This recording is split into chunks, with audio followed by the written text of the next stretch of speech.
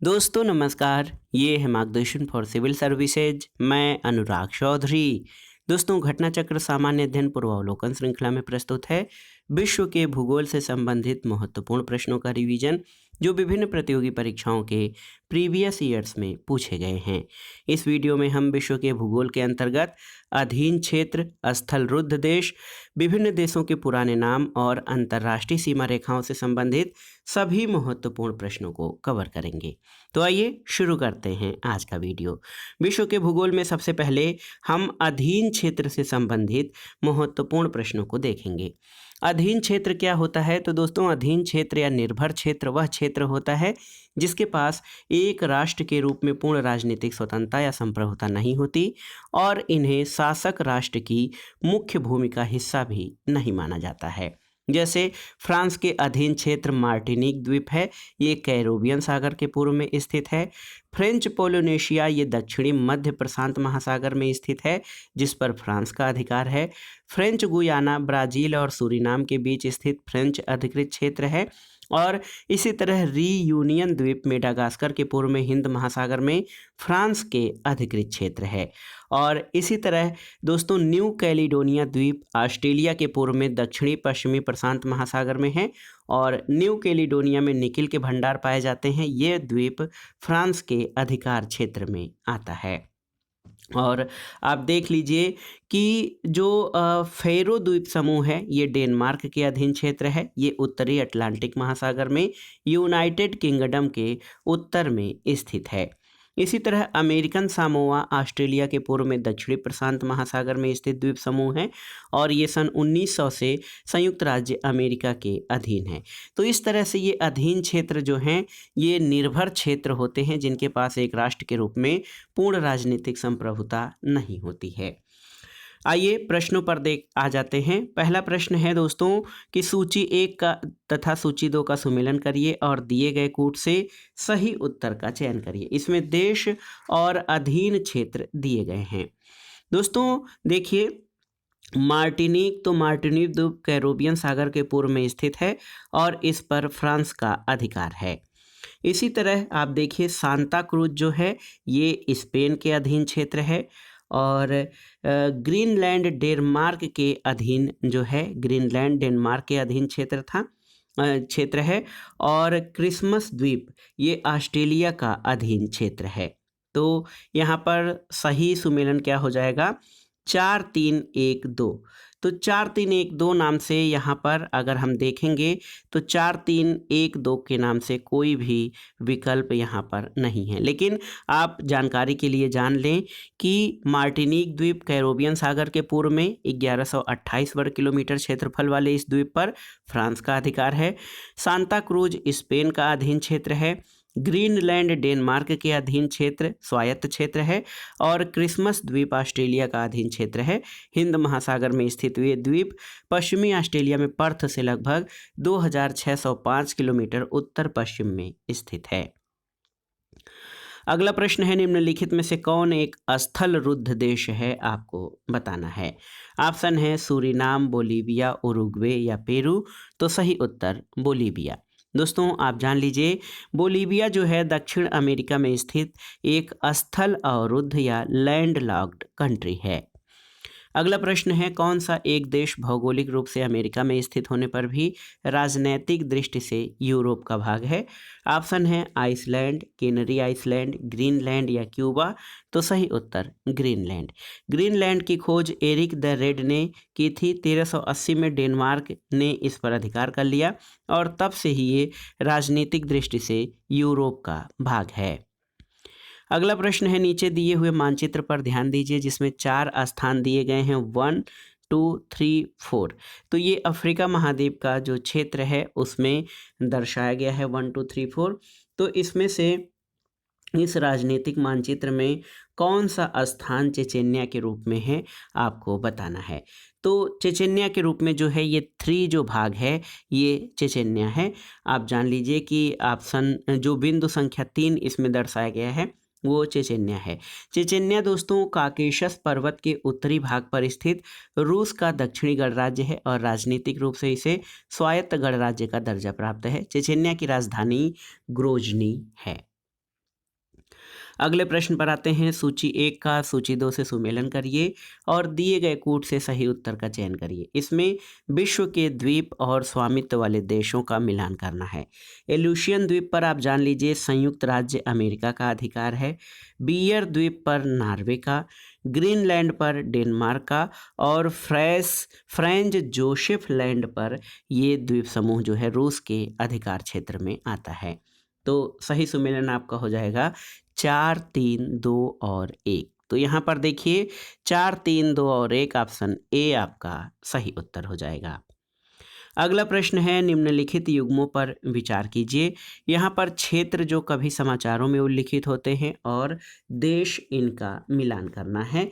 इसमें से आपको बताना है कि कौन से सही सुमेलित हैं। केटालोनिया स्पेन बिल्कुल सही है। क्रीमिया हंगरी सही नहीं है। मिंडानाओ फिलीपींस सही है। ओरोमिया जो है नाइजीरिया ये सही नहीं है।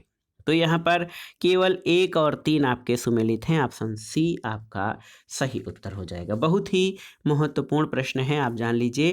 केटालोनिया स्पेन का स्वायत्त समूह है और रूस जहां क्रीमिया को रूसी संघ के एक अंग के रूप में मान्यता देता है, वहीं यूक्रेन ये दावा करता है कि क्रीमिया उसका अभिन्न अंग है। तो ये हंगरी नहीं बल्कि रूस और जो है रूस और यूक्रेन के बीच में क्रीमिया जो है ये एक क्षेत्र है। और मिंडानाओ क्रीमिया के दाव को अधिकतर विदेशी सरकार और संयुक्त राष्ट्र महासभा के संकल्प का समर्थन भी प्राप्त है। मिंडानाओ फिलीपींस का जो है दूसरा सबसे बड़ा द्वीप है। ओरोमिया इथोपिया का एक क्षेत्र है, न कि नाइजीरिया का। तो 1 और 3 आपके सही सुमेलित हैं। अब आइए दोस्तों स्थल रुद्ध देशों से संबंधित महत्वपूर्ण प्रश्नों को देख लेते हैं जो आपके परीक्षाओं के लिए बहुत ही महत्वपूर्ण हैं। स्थल रुद्ध देश क्या है दोस्तों? स्थल रुद्ध को लैंड लॉक्ड कंट्री कहा जाता है। ये ऐसी देश हैं जिनकी अंतर्राष्ट्रीय सीमाएं समुद्र से नहीं मिलती हैं और विश्व के स्थल रुद्ध देशों की कुल संख्या जो है वो 45 है। याद रखिएगा, विश्व के कुल स्थल रुद्ध देशों की संख्या 45 है। और स्थल रुद्ध देश अगर आप देखेंगे एशिया में है, यूरोप महाद्वीप में, अफ्रीका महाद्वीप में और दक्षिणी अमेरिका महाद्वीप में है। उत्तरी अमेरिका महाद्वीप और ओशिनिया में कोई स्थल रुद्ध देश नहीं है। दोस्तों संयुक्त राज्य अमेरिका, कनाडा और मैक्सिको की सीमाएं समुद्र तट से मिलती हैं। 1 से अधिक महाद्वीपों में विस्तृत देश जो हैं वो इंटरकॉन्टिनेंटल या अंतर महाद्वीपीय देश कहलाते हैं। रूस, जॉर्जिया, तुर्की, अजरबैजान, कजाकिस्तान ऐसे देश हैं जिनका विस्तार एशिया और यूरोप दोनों ही देशों में पाया जाता है। तो आइए प्रश्नों पर आ जाते हैं। स्थल रुद्ध देशों से संबंधित जो महत्वपूर्ण प्रश्न है, निम्नलिखित देशों में से कौन सा स्थल अवरुद्ध देश नहीं है? अफगानिस्तान, लाइबेरिया, लाओस या लग्जमबर्ग? तो सही उत्तर लाइबेरिया हो जाएगा। लाइबेरिया स्थल रुद्ध देश नहीं है। अगला प्रश्न है निम्नलिखित में से कौन एक अफ्रीका का स्थलावृत्त देश है? ऑप्शन है अंगोला, चाड, केन्या और सेनेगल। तो सही उत्तर है चाड। दोस्तों आप जान लीजिए चाड जो है ये स्थल रुद्ध देश है। अगला प्रश्न है दक्षिण पूर्व एशिया में स्थल रुद्ध देश है केवल कौन? तो ये है ऑप्शन आपके कंबोडिया, लाओस, मलेशिया और थाईलैंड। तो सही उत्तर लाओस हो जाएगा। लाओस दोस्तों ये दक्षिण पूर्व एशिया का जो है केवल और केवल स्थल रुद्ध देश है। अगला प्रश्न है निम्नलिखित देशों में कौन सा एक स्थल रुद्ध देश है? आपको बताना है। बोलीविया, पेरू, सूरीनाम और उरुग्वे। तो सही उत्तर बोलीविया हो जाएगा। बोलीविया दक्षिण अमेरिका में स्थित स्थल रुद्ध देश है। अगला प्रश्न है निम्नलिखित महाद्वीपों में किसमें कोई स्थल रुद्ध देश नहीं है? आपको बताना है। अफ्रीका, एशिया, यूरोप और उत्तरी अमेरिका। तो सही उत्तर हो जाएगा उत्तरी अमेरिका। दोस्तों आप जान लीजिए उत्तरी अमेरिका महाद्वीप में कोई भी स्थल रुद्ध देश नहीं है। इसमें जो देश स्थित हैं संयुक्त राज्य अमेरिका, कनाडा और मैक्सिको, इनकी सीमाएं समुद्र तट से मिलती हैं। अगला प्रश्न है निम्नलिखित देशों में कौन देश स्थल बाधित है? आपको बताना है। अफगानिस्तान, हंगरी, मलेशिया और स्विट्जरलैंड। तो सही उत्तर अफगानिस्तान, हंगरी और स्विट्जरलैंड। तो 1, 2, 4 आपके सही हो जाएंगे। दोस्तों, दक्षिण एशिया में अफगानिस्तान एक स्थल बाधित देश है जिसकी सीमाएं ईरान, पाकिस्तान, भारत के लद्दाख, चीन, ताजिकिस्तान, उज्बेकिस्तान और तुर्कमेनिस्तान से घिरी हैं। हंगरी की सीमाएं Austria, Slovenia, Croatia, Serbia, Romania, Ukraine और स्लोवाकिया से घिरी हैं। स्विट्जरलैंड की सीमाएं फ्रांस, इटली, ऑस्ट्रिया, लिechtenstein और जर्मनी से घिरी हैं। तो इन देशों की कोई तटरेखा नहीं है, जबकि मलेशिया की सीमाएं थाईलैंड, इंडोनेशिया और ब्रुनेई से मिलती हैं, लेकिन साथ ही इसकी विस्तृत तटरेखा भी है। अगला प्रश्न है, निम्नलिखित में से कौन से कथन दक्षिणी सूडान के लिए सही हैं? यह एक स्थलावृत देश है, बिल्कुल सही है। इसकी राजधानी अकोबा में स्थित है, ये गलत है। और इसके अलावा इसकी मुख्य नदी व्हाइट नील है, बिल्कुल सही है। इसका धर्म इस्लाम है, तो ये गलत हो जाएगा। तो 1 और 3 आपके सही हैं दक्षिणी सूडान के बारे में, 1 और 3, ऑप्शन सी आपका सही उत्तर है। दक्षिणी सूडान के बारे में और जानते हैं दोस्तों। दक्षिणी सूडान एक लैंड लॉक्ड कंट्री है जो सूडान, इथोपिया, सेंट्रल अफ्रीकन गणराज्य, केन्या, डीआर कांगो और युगांडा से चारों ओर से घिरा है। यहाँ प्रवाहित होने वाली मुख्य नदी व्हाइट नील यानी सफ़ेद नील है और इसकी राजधानी जूबा है, न कि अकोबा। यहाँ का मुख्य धर्म इस्लाम नहीं बल्कि ईसाई धर्म है।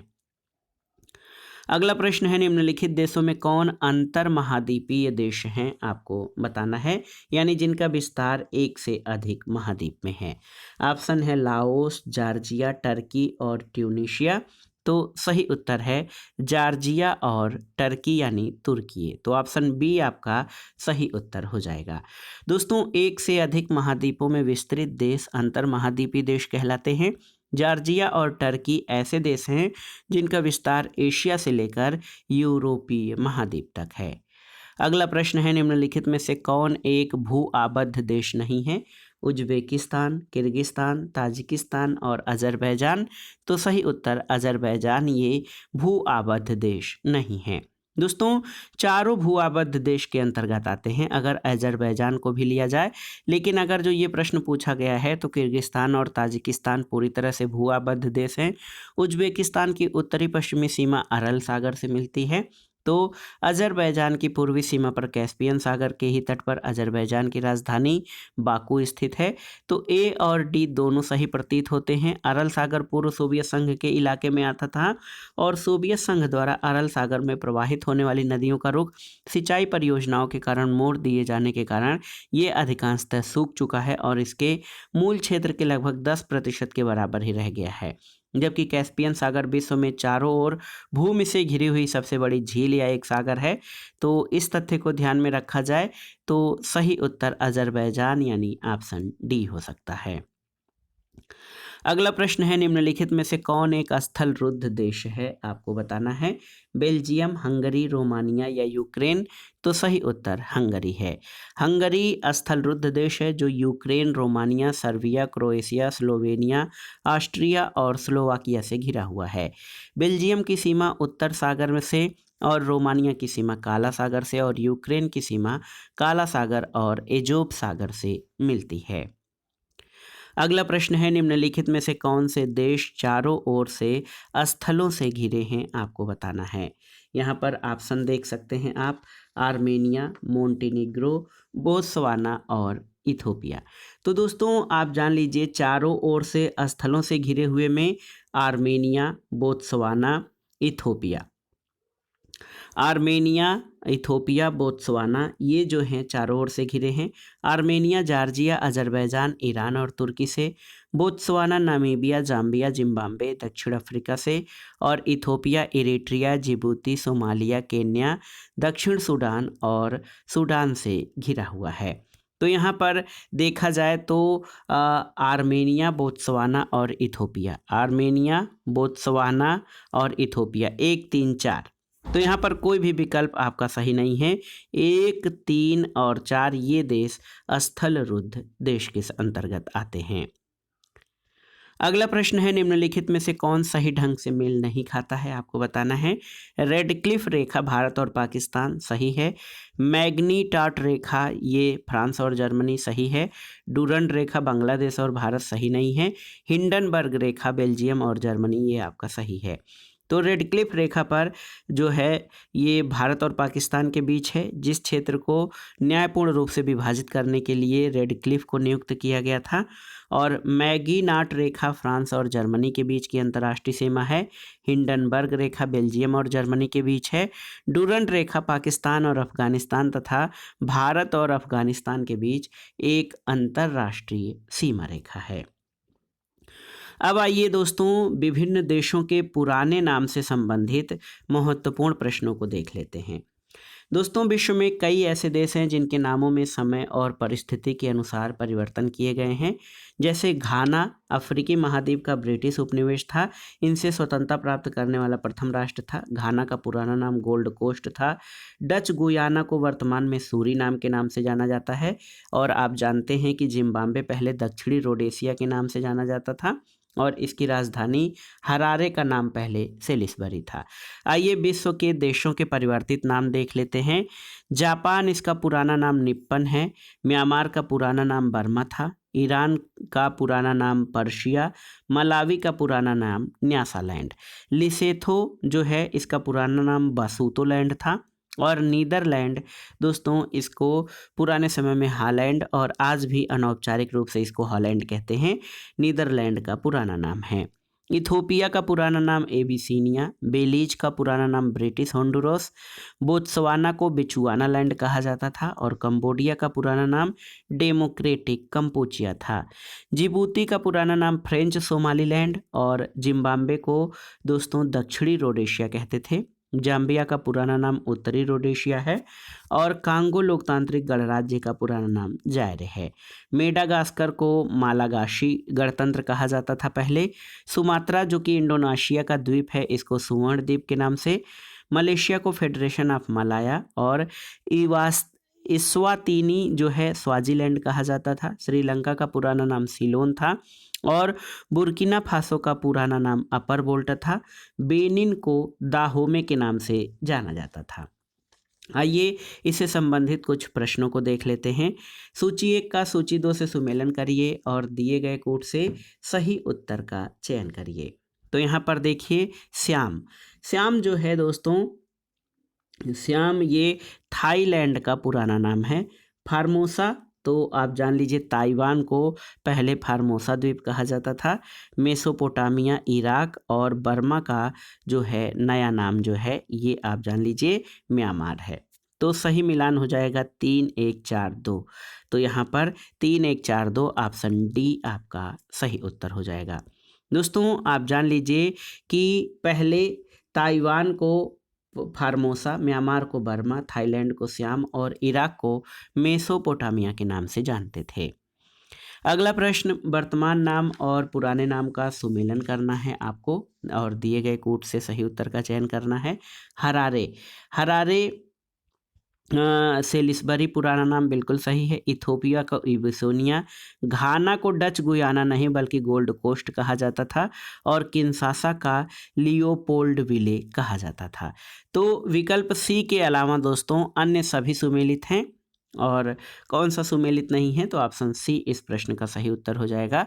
घाना का पुराना नाम डच गुयाना नहीं बल्कि गोल्ड कोस्ट था।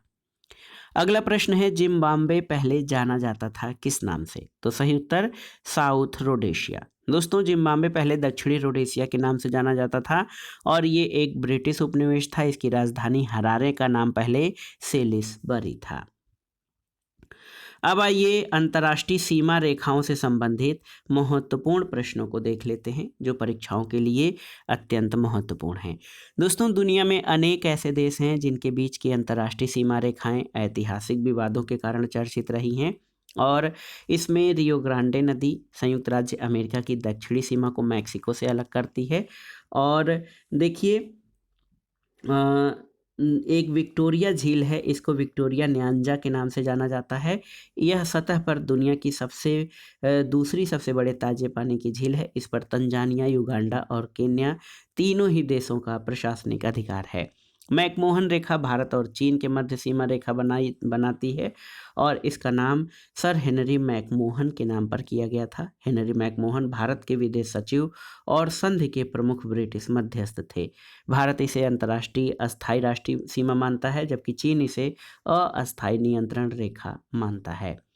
मैगीनाट रेखा जो है फ्रांस और जर्मनी में है और इसी तरह ऊपरी राइन नदी फ्रांस और जर्मनी की सीमा बनाती है। रेडक्लिफ लाइन भारत और पाकिस्तान के बीच की सीमा है और संयुक्त राज्य अमेरिका और कनाडा के बीच 49 डिग्री नॉर्थ जो है 49 डिग्री उत्तरी अक्षांश, ये समानांतर रेखा जो है संयुक्त राज्य अमेरिका और कनाडा के बीच है। 38 डिग्री अक्षांश ये उत्तरी अक्षांश रेखा उत्तरी कोरिया और दक्षिणी कोरिया को विभाजित करती है और डूरंड लाइन अफगानिस्तान को पाकिस्तान और अफगानिस्तान को भारत से अलग करती है। दोस्तों, सीग फ्रायड रेखा आप जान लीजिए कि ये द्वितीय विश्व युद्ध के पूर्व फ्रांस और जर्मनी की सीमा पर दीवारों, मीनारों और सैनिक चौकियों से घिरी प्रतिरक्षा रेखा है जो जर्मनी द्वारा निर्मित की गई है। प्रश्न पर आते हैं, निम्नलिखित में से कौन सही सुमेलित नहीं है? रेडक्लिफ रेखा भारत और पाकिस्तान के बीच सही है। मैगीनाट रेखा फ्रांस और जर्मनी के बीच ये भी सही है। डूरंड रेखा बांग्लादेश और भारत के बीच ये गलत है और हिंडनबर्ग रेखा बेल्जियम और जर्मनी के बीच। तो ऑप्शन सी आपका सही सुमेलित नहीं है। दोस्तों, भारत और पाकिस्तान के मध्य अंतर्राष्ट्रीय सीमा रेखा का निर्धारण रेडक्लिफ रेखा द्वारा किया गया है। मैगीनाट रेखा फ्रांस की सीमा को जर्मनी और इटली से अलग करती है, जबकि डूरंड रेखा भारत और अफगानिस्तान तथा पाकिस्तान और अफगानिस्तान के मध्य सीमा निर्धारण करती है। अगला प्रश्न है, निम्नलिखित नदियों में कौन अंतरराष्ट्रीय सीमा बनाती है? सिंधु, नील, रियो ग्रांडे या राइन? तो दोस्तों, रियो ग्रांडे नदी संयुक्त राज्य अमेरिका की दक्षिणी सीमा को मैक्सिको से अलग करती है और इसे 1845 में टेक्सास को संयुक्त राज्य अमेरिका में मिलाए जाने के बाद विभिन्न कन्वेंशन के द्वारा अंतर्राष्ट्रीय सीमा बनाया गया। ऊपरी राइन नदी फ्रांस और जर्मनी की मध्य सीमा बनाती है, तो कोई एक उत्तर इसका सही नहीं है। अगला प्रश्न है, रियो ग्रांडे नदी सीमा बनाती है किसकी? आपको बताना है रियो ग्रांडे नदी किसकी सीमा बनाती है। बहुत ही महत्वपूर्ण प्रश्न है। तो मैक्सिको और संयुक्त राज्य अमेरिका के मध्य रियो ग्रांडे नदी सीमा बनाती है। अगला प्रश्न है, कौन सी एक झील तंजानिया और युगांडा के बीच अंतर्राष्ट्रीय सीमा बनाती है? तो ये विक्टोरिया झील है। दोस्तों, लेक विक्टोरिया को विक्टोरिया न्यांजा के नाम से भी जाना जाता है। ये झील युगांडा, तंजानिया, युगांडा केन्या और केन्या तंजानिया के मध्य अंतर्राष्ट्रीय सीमा बनाती है। यहाँ पर दिए हुए मानचित्र को ध्यान से देखिए और यहाँ पर आप देखिए ये जो बिंदुओं से टूटी हुई रेखा है इसके बारे में पूछ रहा है कि ये कौन सी रेखा है। तो ये दोस्तों अगर आप देखें मानचित्र पर तो ये डूरंड लाइन है। आप देख सकते हैं ये डूरंड लाइन है। पाकिस्तान और अफगानिस्तान के मानचित्र को देखने से ऐसा है कि बिंदुओं से प्रदर्शित टूटी हुई रेखा दोनों देशों की सीमा रेखा है। इस सीमा रेखा को डूरंड लाइन कहते हैं। तो आप जान लीजिए कि डूरंड रेखा जो है ये भारत और पाकिस्तान और अफगानिस्तान तथा भारत और अफगानिस्तान के मध्य सीमा बनाती है। अगला प्रश्न है, मैकमोहन लाइन क्या है? तो मैकमोहन लाइन भारत और चीन के बीच की सीमा रेखा है और इसका निर्माण या इसका निर्धारण 1914 में ब्रिटेन और तिब्बत के बीच संपन्न संधि के द्वारा किया गया था। अगला प्रश्न है, रेडक्लिफ लाइन सीमा रेखा निर्धारण करती है किसका? तो भारत और पाकिस्तान के बीच सीमा रेखा का निर्धारण रेडक्लिफ रेखा के द्वारा होता है। अगला प्रश्न है दोस्तों, 38वीं समांतर सीमा रेखा निम्नलिखित में से किन दो देशों को विभाजित करती है? तो सही उत्तर उत्तरी कोरिया और दक्षिणी कोरिया को। 38 डिग्री उत्तरी अक्षांश समानांतर अथवा उत्तरी अक्षांश रेखा उत्तरी कोरिया और दक्षिणी कोरिया को विभाजित करती है। अगला प्रश्न है, उत्तरी कोरिया और दक्षिण कोरिया की अंतर्राष्ट्रीय सीमा रेखा कौन सी है? तो आप जानते हैं 38 डिग्री उत्तरी अक्षांश या 38 डिग्री समानांतर रेखा ये उत्तरी और दक्षिणी कोरिया की अंतर्राष्ट्रीय सीमा है। अगला प्रश्न और आज के वीडियो का आखिरी प्रश्न है कि मैगीनॉट रेखा थी तो सही उत्तर फ्रांस और जर्मनी के बीच की सीमा। दोस्तों, मैगिनॉट रेखा का निर्माण फ्रांस ने प्रथम विश्व युद्ध के बाद किया था। ये फ्रांस की सीमा को जर्मनी और इटली से पृथक करता है।